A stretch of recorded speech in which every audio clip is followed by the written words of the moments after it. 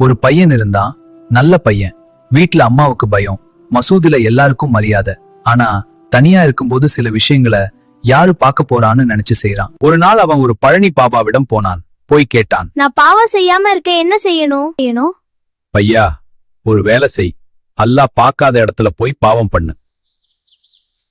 காடு போனா அல்லாஹ் பாக்குறான், அறை உள்ள போனா அல்லாஹ் பாக்குறான், இருட்டுல போனா அல்லாஹ் பாக்குறான். கடைசியில அழுதுகிட்டே திரும்பி வந்து சொன்னா, அல்லாஹ் பார்க்காத இடமே இல்ல.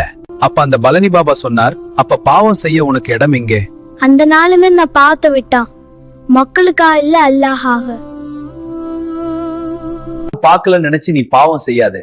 ஏன்னா அல்லாஹ் பார்க்காத இடம் இந்த பூமியில எங்கே இல்ல. மனுஷன் முன்னாடி நம்ம நல்லவனா நடிக்கலாம், ஆனா அல்லாஹ் முன்னாடி நடிப்பு எடுபடாது. இமானோட ஆள்றவன் கூட்டத்துல இல்ல, தனியா இருக்கும்போதுதான் உண்மையா தெரிஞ்சு போறான். அல்லாஹ் நம்ம எல்லாருக்கும் நேரான பாதையை காட்டட்டும். ஆமீன்.